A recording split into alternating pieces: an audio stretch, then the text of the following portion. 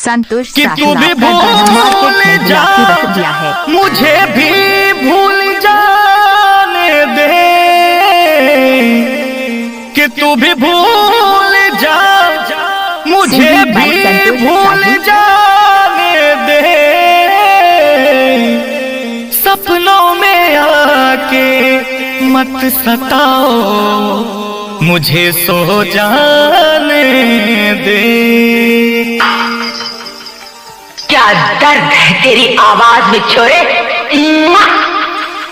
कहते हैं जब ये दिल टूटता है तो आवाज नहीं होती, लेकिन जब ये टूटता है तो कयामत आ जाती है, तूफान आ जाता है, ज़लज़ले आ जाते हैं। तेरी आवाज में वो दर्द है, तेरी आवाज में वो मोहब्बत है। सुनो, तुम आज कहो और आज मुद्दत के बाद ये कभी दिल खोल कर ना सीखी।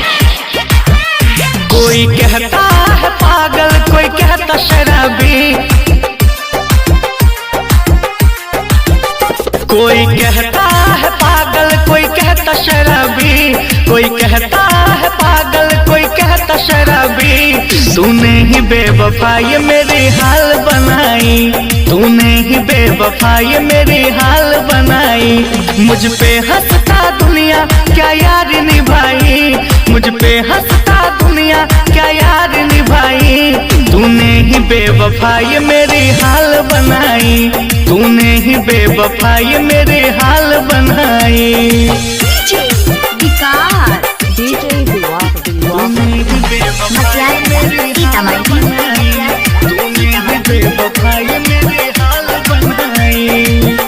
ना पूछो कैसे जीता हूँ, जाम आंसू का पीता हूँ। तूने दिया जख्म जो सीने में, उसे लेके मैं सोता हूँ, उसे लेके मैं सोता हूँ। ना पूछो कैसे जीता हूँ, जाम आंसू का पीता हूँ।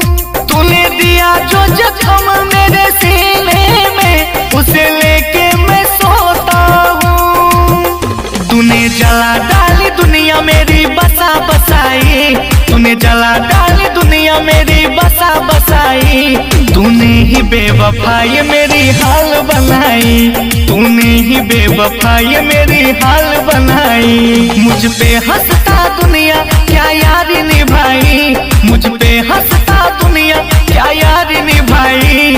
तूने ही बेवफाई मेरी हाल बनाई, तूने ही बेवफाई मेरी हाल बनाई।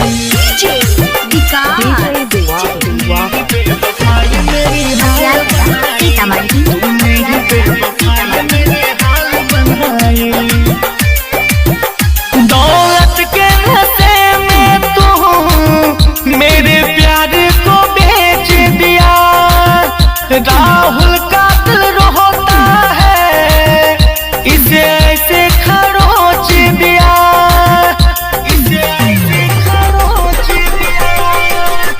दौलत के नशे में तू मेरे प्यार को बेच दिया, सालिम का दिल रोता है, इसे तूने खरोच दिया। क्या प्यार का अंजाम होता तूने सिखाई, क्या प्यार का अंजाम होता तूने सिखाई।